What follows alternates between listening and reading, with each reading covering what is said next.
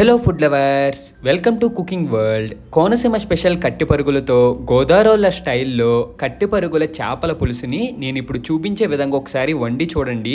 కూర ఉడికాక వేడి వేడి రైస్లో ఈ పులుసు వేసుకుని చేప ముక్క కలుపుకు తింటే టేస్ట్ అయితే అద్దిరిపోతుంది. ముందుగా క్లీన్ చేసి పెట్టుకున్న కట్టి పరుగుల్లో 1 టేబుల్ స్పూన్ పసుపు, 1 table spoon salt, 1 table spoon కారం వేసి గరిటెతో కాకుండా కూర దాకిని అటు ఇటు కదిపితే చేప ముక్కలకి ఇంగ్రీడియంట్స్ అన్ని బాగా పడుతుంది. తర్వాత మూతతో క్లోజ్ చేసి కాసేపు అయితే మ్యారినేట్ అవనివ్వాలి. ఇప్పుడు కూరలో మసాలా తయారు చేసుకోవడానికి మిక్సీ గిన్నెలో 1 టేబుల్ స్పూన్ ధనియాలు, అలాగే 1 టేబుల్ స్పూన్ జీలకర్ర వేసి మొత్తం దీన్ని మిక్సీ పట్టించేసేయాలి.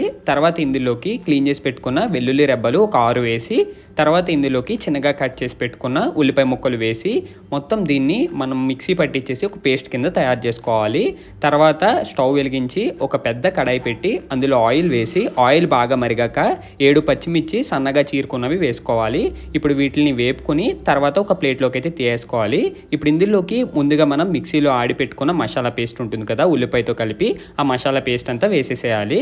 ఇప్పుడు ఇవి పచ్చివాసన పోయేంత వరకు గరిటెతో అయితే మనం కాసేపు వీటిని లో టు మీడియం ఫ్లేమ్లో పెట్టి కాసేపు వేపుకోవాలన్నమాట. తర్వాత ఇందులో 1 టేబుల్ స్పూన్ పసుపు, అలాగే 1 టేబుల్ స్పూన్ సాల్ట్ వేసి ఇప్పుడు ఇంగ్రీడియంట్స్ బాగా కలిసేలాగా ఈ మసాలా పేస్ట్లోకి మొత్తం బాగా కలుపుకోవాలి. ఇలా కాసేపు కలుపుకున్నాక ఇప్పుడు ఇందులోకి కొన్ని కరివేపాకు ఆకులు వేసుకోండి. తర్వాత ఇందులోకి సరిపడా కారం వేసుకోండి. కారం అయితే ఎక్కువ పడుతుంది నాన్ వెజ్ కర్రీ కాబట్టి. ఇప్పుడు ఈ కారం అలాగే ఈ కరివేపాకు ఫ్లేవర్ కూడా ఈ మసాలా పేస్ట్కి పట్టేలాగా మనం ఒకసారి కలుపుకొని ఇప్పుడు ఇందులోకి ముందుగా మనం పచ్చివాసన పోయేంత వరకు వేపు పెట్టుకున్న పచ్చిమిర్చి ఉంటుంది కదా, అవి కూడా వేసి బాగా కలిపాక ఇప్పుడు మనం ఒక అరగంట సేపు మ్యారినేట్ చేసి పెట్టుకున్న కట్టి పరుగు చేపలు ఉంటాయి కదా, మనం ఉప్పు కారం అవన్నీ కలిపి పెట్టినవి, అవైతే చూపిస్తున్న విధంగా విరగకుండా పైన అయితే వేసేసేయాలన్నమాట. ఈ విధంగాని ఇలా చేప ముక్కలన్నీ వేసాక ఇందులోకి బొడ్లు ఉంటాయన్నమాట. ఈ బొడ్లు కూడా వేసేయండి, ఈ మంచి టేస్ట్ వస్తుంది. ఇవి కట్టి పరుగులు అలాగే కొయ్యంగ చేపలు అయితే ఉంటుంది. తర్వాత ఇందులోకి సరిపడా వాటర్ వేసి గరిటెతో కాకుండా ఒక క్లాత్ తీసుకుని కూర తాకతో ముందు చేసే విధంగా అయితే అటు ఇటు కలుపుకోండి. అప్పుడు మొత్తం ఇంగ్రీడియంట్స్ అన్ని చేపకు బాగా కలుస్తాయి అనమాట. తర్వాత ఇందులోకి ముందుగా మనం నానబెట్టుకున్న చింతపండు రసం అయితే బాగా కొద్దిగా వాటర్ వేసి పిండుకొని తర్వాత ఈ చింతపండు రసం అంతా ఈ పులుసులోకి అయితే వేసుకోవాలి. ఈ పులుసు తయారు చేసుకోవడానికి మెయిన్ ఇంగ్రీడియంట్ వచ్చేసి చింతపండు పులుసు అనమాట. మనం ఎంత క్వాంటిటీ తీసుకుంటున్నామో దాన్ని బట్టి అయితే వేసుకోవాలి.